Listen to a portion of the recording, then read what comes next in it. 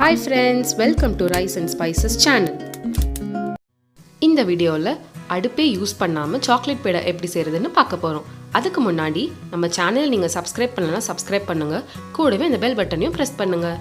அப்போ தான் நாங்கள் போடுற வீடியோஸ் உங்களுக்கு உடனுக்குடன் நோட்டிஃபிகேஷனில் வரும். வாங்க வீடியோக்குள்ளே போகலாம். நான் இன்றைக்கி சாக்லேட் பிஸ்கெட்ஸ் எல்லாத்தையும் எடுத்திருக்கேன். ஒரு 10 பிஸ்கெட்ஸ் எல்லாத்தையும் இந்த மாதிரி உடச்சி மிக்ஸி ஜாரில் போட்டுக்கோங்க. நீங்கள் இது சாக்லேட் பிஸ்கெட்ஸ்லாம் செய்யணும்னு இல்லை, நீங்கள் நார்மல் பிஸ்கெட்ஸ் கூட யூஸ் பண்ணலாம். இதுக்கு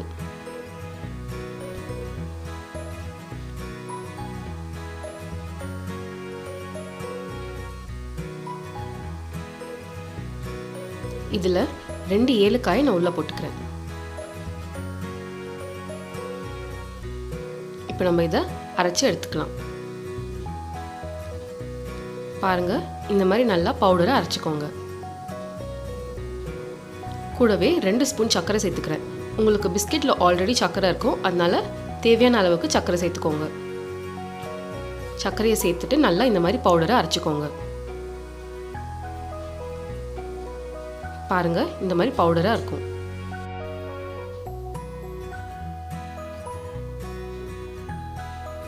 இப்போ இதில் நம்ம 1 ஸ்பூன் நெய் சேர்த்துக்கலாம். நெய்யை சேர்த்துட்டு மறுபடியும் அரைச்சி எடுத்துக்கலாம். நெய் இல்லைன்னா எண்ணெய் கூட சேர்த்துக்கலாம்.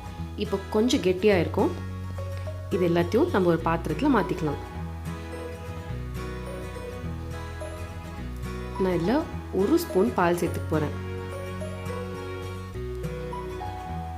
பால் சேர்த்துட்டு இதை நல்லா பிசைஞ்சு எடுத்துக்கலாம்.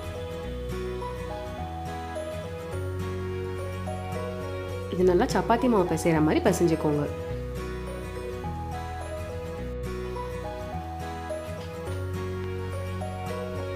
இப்போ 2 கையிலையும் நல்லா எண்ணெய் தடவிக்கோங்க.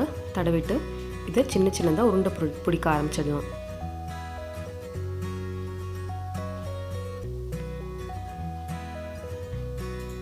இந்த மாதிரி உருண்டை பிடிச்சிட்டு இதை நல்லா அப்படியே அமுக்கி விடுங்க.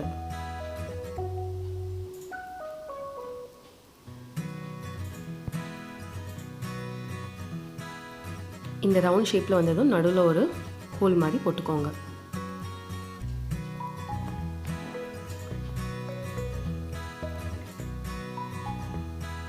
உங்களுக்கு பிடிக்க வரலன்னா கொஞ்சமாக எண்ணெய் சேர்த்து நல்லா பிடிச்சிக்கோங்க.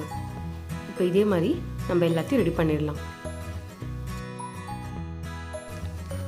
இந்த மாதிரி ரெடி பண்ணிவிட்டு நம்ம ஒரு 15 மினிட்ஸ் இதை ஃப்ரிட்ஜில் வச்சு ஃப்ரீஸ் பண்ணி எடுத்துடலாம். பாருங்கள், அடுப்பே இல்லாமல் சூப்பராக சாக்லேட் பேடா ரெடி ஆகிடுச்சு. இது மேலே இந்த மாதிரி சின்ன சின்னதாக முந்திரியை கட் பண்ணி டெக்கரேட் பண்ணிக்கோங்க. நம்மளுக்கு கடையில் கிடைக்கிறத விட இது ரொம்ப சூப்பராக இருக்கும்.